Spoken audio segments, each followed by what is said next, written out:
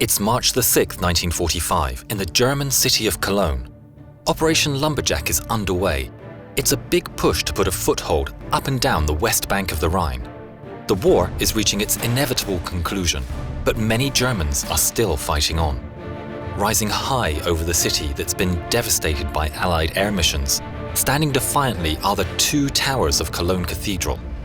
Far below from the lofty heights sits a menacing beast, waiting in the shadows. Hidden in a tunnel near the train station is a Panther tank, lying in ambush. The 3rd Armored Division, Easy Company, have had a tough job to make it this far. The tanks and infantrymen, known as DOEs, have been going from street to street. The American tanks are mainly Shermans. American armor has been underperforming against the German armor. The German tankers joked, "One German tank is better than 10 American tanks." But the Americans always have 11.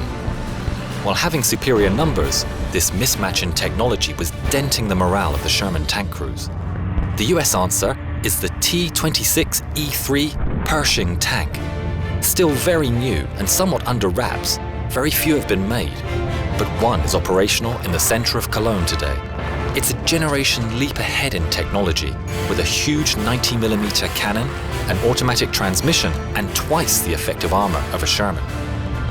Two Shermans are tentatively heading down a narrow street called Komödienstraße, on their way to Cathedral Square. The street is blocked with fallen rubble from a collapsed building, and the lead Sherman comes to a halt, with the second coming alongside. The second lieutenant, Karl Kallner from Wisconsin, is in the turret of the lead tank. He's unable to find a way through the rubble and gets on the radio to call for a dozer tank to clear the path. Back in the shadows, within the Panther, the gunner has a clear shot. Vision is everything. 70% of the time, whoever fired first survived.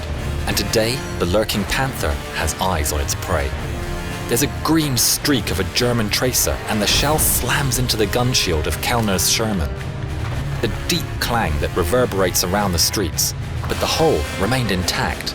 But then, a second shot from the Panther hits the Sherman, overlapping with the first hit, and the tank is destroyed. The second Sherman, realizing the danger, slams into reverse, but the Panther has already got its second victim in its sights. Releasing another shell, the Panther hits the tank track, leaving the Sherman veering off to the left and grinding tracks. Desperately trying to avoid a deadly shot, the Sherman manages to limp behind a building and the crew evacuate. Kallner manages to get out of the tank, grabbing his rifle, but he's lost a leg. A medic and the surviving crew carry him to safety, but it's too late, and Kallner becomes another casualty on the closing chapters of the war. The Panther commander, Oberleutnant Wilhelm Bartelborth, is standing tall in the turret. Having dispatched the two tanks, it emerges from its ambush position and trundles towards Kallner's smoking Sherman. Taking position in an intersection, the Panther now sits and waits for the next move in this deadly battle on Cologne streets. Approaching in a street parallel to the battle is Eagle 7, a Pershing.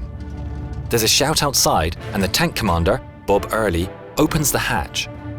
On the street, combat cameraman Jim Bates tells Early that there's a monster of a tank guarding the cathedral, and it can be seen around the corner. Jumping out, Early goes with Bates to have a look.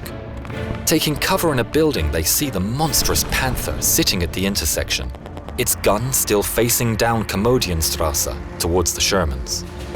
With its gun in that direction, Early realizes they can head up the parallel street and attack it from the side. He heads back to Eagle 7 to tell the crew the plan. Key to this is his gunner, Clarence Smoyer. Clarence has proven himself to be an excellent gunner, and in the brand new Pershing, his skill has saved his crew many times in the push across Germany. Bob Early's trust in Clarence's ability meant that he never had to wait for a command, but was authorized to take a shot whenever he thought he should.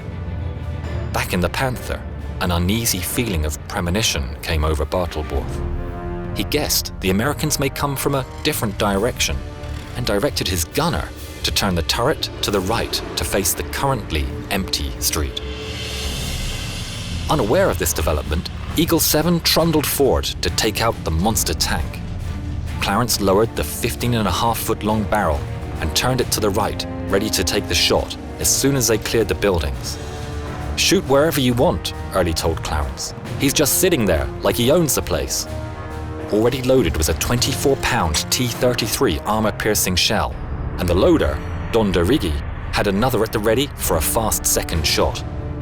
Woody McVeigh, the driver, gave Eagle 7 more gas and it picked up speed. The gun almost scraped the buildings as the crew held their breath. Clarence looked through the scope, waiting for the row of buildings to end. "Don't miss," he thought to himself.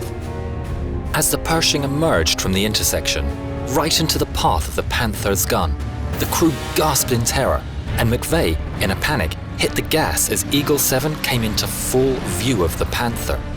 All the crew could see was the black barrel of a German gun, pointing right at them. Back inside the Panther, waiting for a Sherman to emerge, Bartelborth saw a tank dive into the intersection from the shadows. Green and heavily armored, it wasn't the American tank he was expecting. Realizing it wasn't a Sherman, in an instant he screamed to his gunner, "Halt! It's one of ours!" Clarence took aim. He knew he had to land the first shot, and fired. And the T-33 shell zipped with an orange tracer towards the Panther. Slamming through the side armor, it took out the engine bay. Clarence's view was obscured by the dust kicked up, and he wasn't sure if he'd even made a hit. Behind the cloud of dust, the hatches on the Panther were thrown open and the surviving crew, including Bartelborth, escaped. Clarence took his second shot, hitting the turret. "Hit!" cried Early. With the gun still pointing at them, Clarence took a third shot. A fire broke out in the Panther as the ammunition cooked off. Realizing their job was done, they sat back, stunned and relieved. The crew of Eagle 7 counted their blessings. "That was close," said Clarence. A few days after the battle, when some German children with their mother asked Clarence for sweets, he was explaining he had none, and the hero of the Battle of Cologne was reported for fraternization by the military police standing nearby. Early received the Bronze Star, but Clarence was never awarded for his actions, possibly due to the fraternization charge. That was until Adam Makos wrote the excellent book Spearhead, which chronicles Clarence's tank battles throughout the war. In 2019, in part due to the perseverance of Adam, Clarence Smoyer, aged 96, finally received his Bronze Star in recognition of his action in Cologne. Clarence now lives in Pennsylvania. We hope very much that he likes this film.